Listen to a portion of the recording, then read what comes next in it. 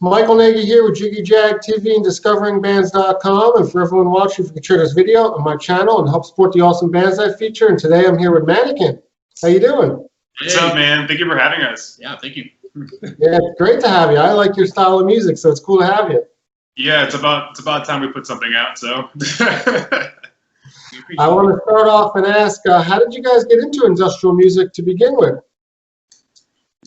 Do you want to take that one first, man? Oh man, I think that's a question for both of us. Like, how do we get into industrial music? Oh, like, oh, okay, not us individually. Yeah. Just in general. Well, I think that is it individually or. Yeah.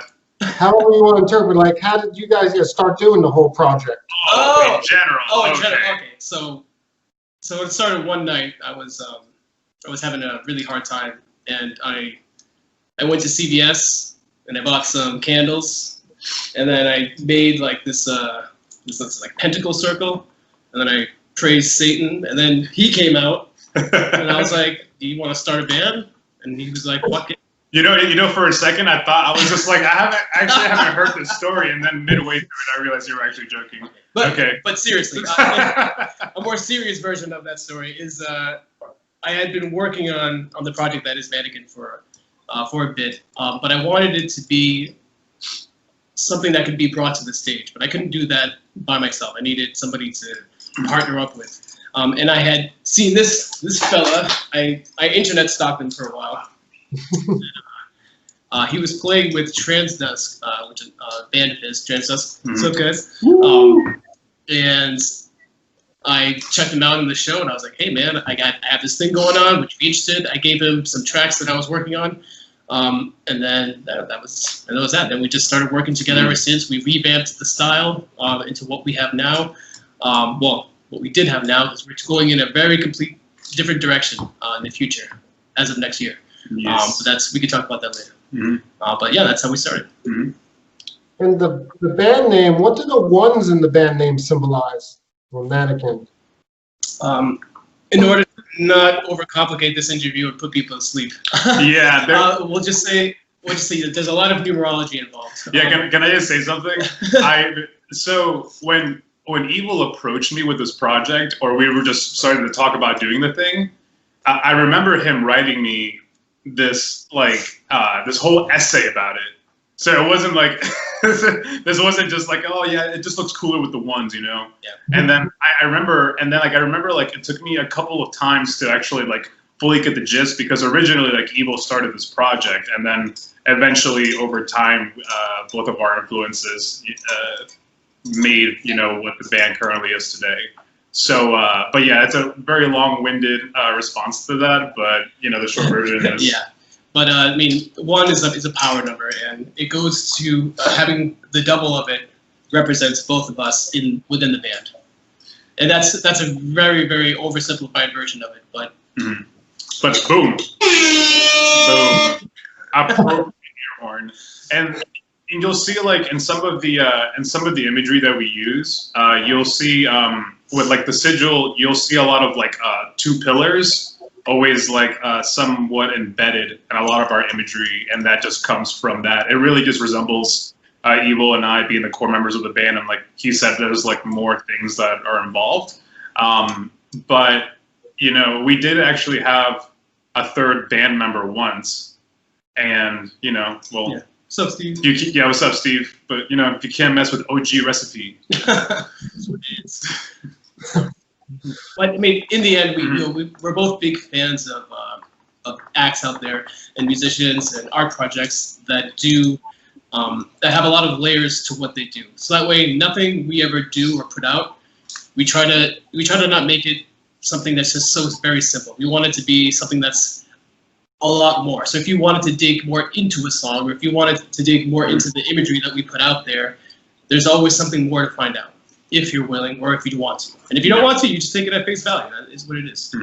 But I'm a big fan of bands that, you know, that you can read through that, you know, the booklet of the CD, or listen to certain sounds, you know, on the record, and you could just go so deep into it. Okay? Yeah, but I don't really see that like happen enough actually anymore, you know, because like right now we're kind of like, man, this is such a long-winded answer anyways to this question you're asking. Yes. But anyways, just to like yeah, you asked it. You asked for this. So like to like close off the question or the answer to the question. I don't feel like there's enough bands doing that. Actually, one of my favorite bands from New England is 1476. And they're one of the people. I don't know if you've heard of them. They're not really like industrial or anything like that. Yeah, it's like folk. Yeah, it's like folk, like Norwegian like folk, like neo folk music kind of. Yeah, but it's not like it's really approachable. It's really good stuff. But the reason I mentioned them is because they do such a good job of capturing like the vibe of their music, but like an imagery. And when you buy their albums or like records and stuff like that, they do a really good job of like, oh wow, there's like things to look at in the art, and then like there's things to like read into, and then like their website's full of a bunch of different things. I believe it's called Seraphim House is like their website, which they like capture a bunch of art, which is ultimately what we want to end up doing with MAN1K1N, you know, when we get to a certain point. So yeah. Cool. Well, thanks for the answer there. Now you just came out with a new release. Want to tell us a little about that? Yes. Yeah, we put out Into the Wounds, which is a single that encompasses 2 tracks. One of them is is Into the Void, and that is just an original track. It's a brand new one that kind of introduces like where we're navigating the project. There's definitely some of like, you know, some old tidbits and like style-wise from our previous singles that we put out. But you can tell like the production and the instrument choice that we decided to implement into the song kind of like is showing like where we're going with everything. And then the second track is just a remix. Well, not just a remix. It's a remix of Wounds, which is our previous single that we put out last year. And it was done by our buddies in Big Time Kill. They totally nailed the song, and it's like my favorite remix that someone's done for MAN1K1N to this day. So definitely check it out, guys, whoever's listening to this. I know this is just a single. Are you also working on an album coming up? Yes. Yeah. So right now we're focusing on putting out an EP. It's probably going to be like maybe 4 to 6 tracks. Yeah, we're not really sure yet. Not a full-fledged album yet, just because that would be. We want to put out something sooner than the time that it takes to put out an album. Like if we wanted to do an album, it'd take a little bit longer.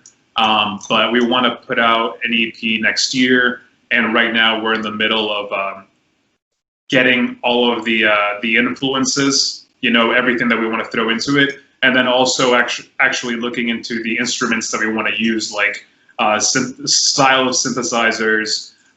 You know, recording our own kind of like sample packs in order to go ahead and get our original sounds, and that's kind of where we are at right now with the EP. But we're going to be starting writing early 2021. Any plans to go out live whenever this whole situation ends with the pandemic? Absolutely. Yes. Actually, yeah. There was a couple of sadly missed opportunities that we had this year. I mean, but that was the same with everybody, you know, within our industry. You know, it was a hard time for all of us. Mm-hmm. But yeah, next year we definitely plan to be out there. I mean, if we can, you know. You know what's funny? I totally actually forgot that we had like a huge show planned for October. Yeah, we did. Yeah. So we also had a small Canadian tour too. Oh, yeah, we did. That was supposed to happen right. It was supposed to happen right at the height of COVID. So as soon as COVID came, we was just. Yeah, I mean, we could talk about that, about those shows that were going to happen. So like, we were actually going to get on the road with a band called Strangers. I don't know if you've heard of them before. Yeah. Yeah, we were going to do like 2 or 3 Canadian shows with them. Yeah. And we had everything set up. We were going to go to Toronto, Montreal, and whatever other Canada spot you hit between those 2. So we were going to do that, but then we got like the news, and then that happened. And then we had a solid show, like a really amazing show lined up for October. And then that fell through. And you know, actually, I totally forgot about that, and so thanks for reminding me. Yeah, And then I saw on your Facebook it says you have a stream coming up this month, a live stream. Yeah, next Saturday. Next Saturday. Yep. Tune in. We're going to be playing with our buddy Morris Black. Yeah. Okay, cool. Who we've toured with actually. It was last year. last year around this time, well, in November. Yeah, it was a small like a regional tour, and we went out with Morris Black, and we went out with our friends and Relic. Jordan, what up, dude?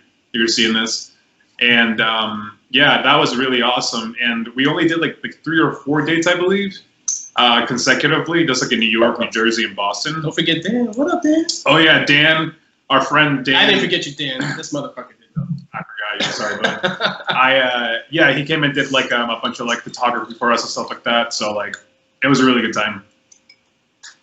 Cool. So how have you guys handled the whole quarantine lockdown time? Just working on our material, really. Yeah, like we haven't really been like too involved with like the social media stuff, like regarding like Mannequin, like directly. We just wanted to focus on the single that we wanted to put out, and then just figure out how to make the best of our time. Yeah. You know, but and 2 other singles. I mean, another single that we'll be putting out early next year. Yes. Well. Yeah. So we have plans for like the first couple quarters of the year. Yeah. So we have a lot of stuff that we're going to be putting out next year. So. Cool. Then besides Mannequin, you guys are involved in some other projects, right? So do you just balance that out in between, or? Yeah. Like you know, Evil's like, you know, he does a bunch of graphic design and whatnot, and you know, he's got like his stuff going. Me personally, I just have like I have my own new project that I released or announced about like a month and a half ago or so. It's called Carver, and it's a dark synth pop EDM project that I just put together, or I've been putting together over the past year and a half, and then I just play for bands and whoever wants to hire me. You know? So. That's always fun, though. Dude, he's for sale. Yeah, I'm for sale. For sale. Yeah, this is my my commercial. Hire me, DM me. Now, if people want to find Mannequin online, look you up on social media, get the music, how do they do that? Lots of places. We have an Instagram, mannequin.official on Instagram. We have Facebook. Just look us up, Mannequin. We also have.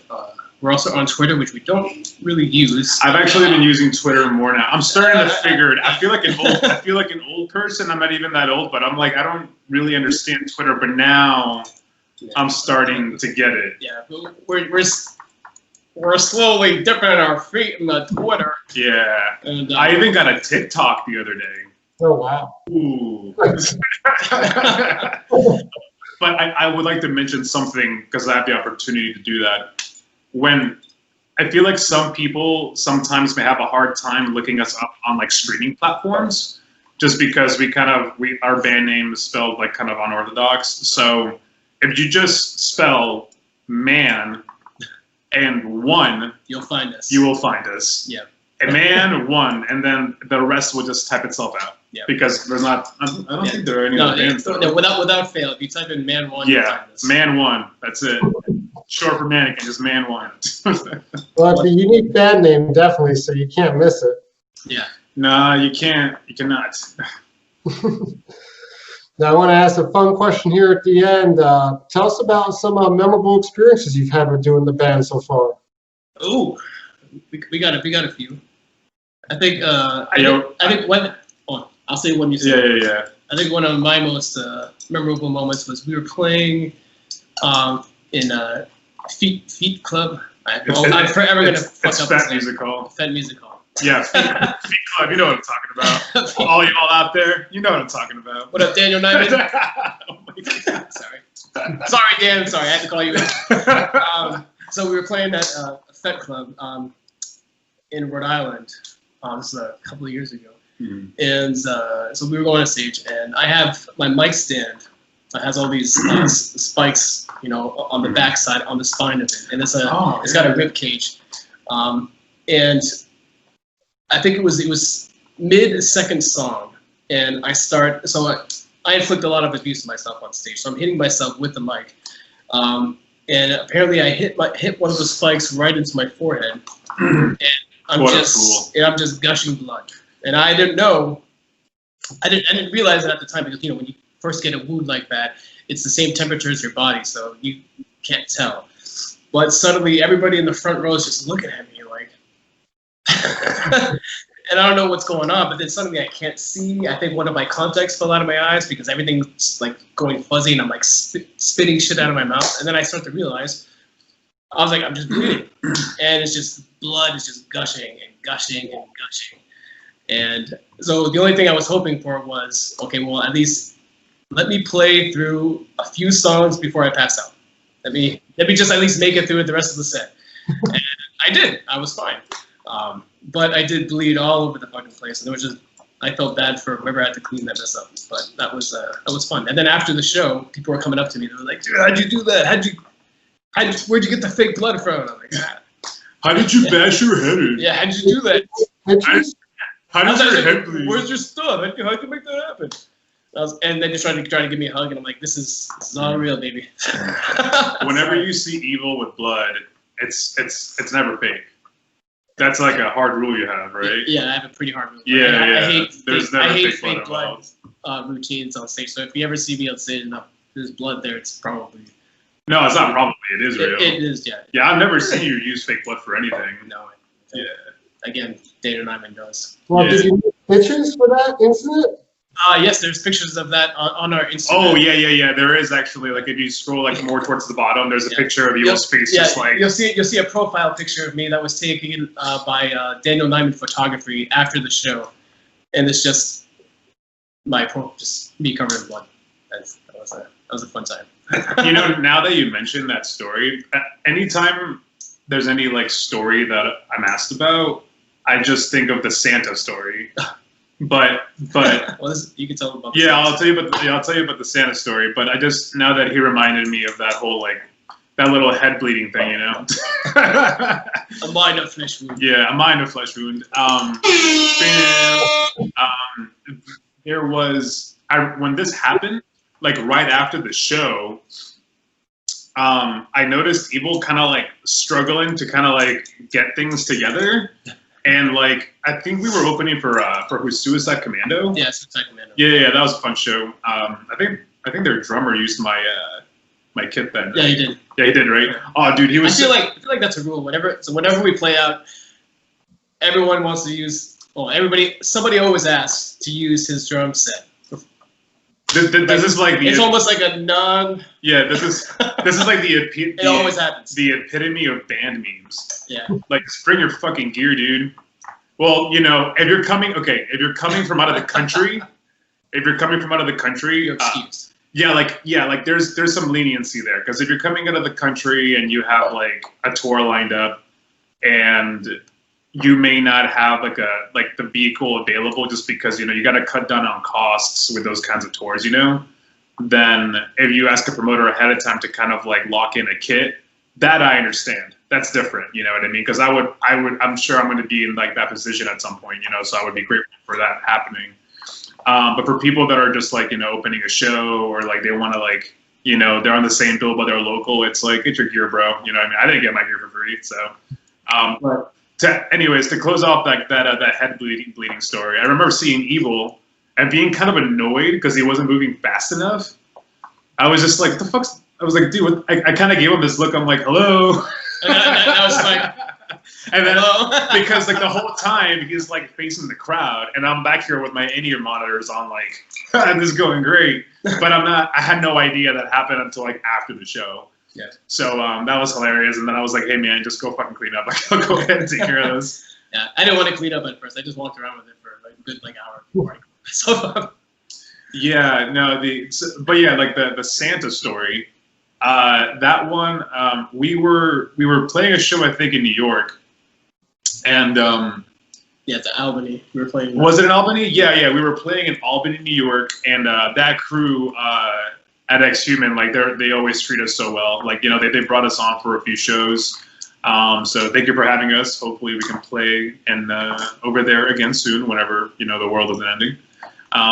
And they were actually so hospitable. Like they went ahead and got us like well, not just for us, but for the other bands that were playing. But they had like these little gift like bags full of like you know, candy, like beer, and all this other shit. And like not a lot of promoters do that, so it was just very memorable. But anyways, in one of the gift bags, there was like this 1 foot tall like chocolate Santa, and because it was like winter time, and like Evil's got like the biggest sweet tooth I've ever like seen on anybody. Oh, I do. Yeah, we had a 2-hour drive back, and he ate 90% of it. It was yeah. It wasn't like a hollow Santa either. It was like a fucking. It was a solid brick Santa that he just ate, and like I'll never forget that. And for me, I'm just like I remember it vividly because I remember for like a month I had like Santa's feet to eat out of my cabinet whenever I wanted chocolate.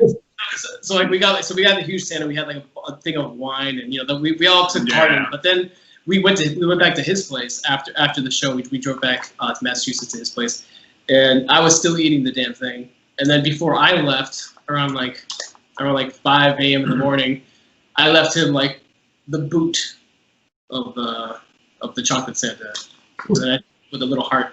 Yeah, man. And so I left you most of the wine though. So yeah, that's the important part. Yeah. So the important thing to take from the story is that Evil's superpower is not getting diabetes. Well, how did you feel after eating all that, though? I wanted more. Yeah, no, I don't know what it is, man. I think, dude, honestly, I still think it's because of your blood thing. Yeah, it's what keeps you young. It keeps you diabetes free. Yeah, I guess so. Yeah. The blood of the children. Yeah, yeah. So those are our stories, man. Those are some of our stories. Awesome, cool. Well, it was good having you and talking with you, and everyone look them up. Awesome, dude. Thank you for having us again, Thank you dude. so much, man.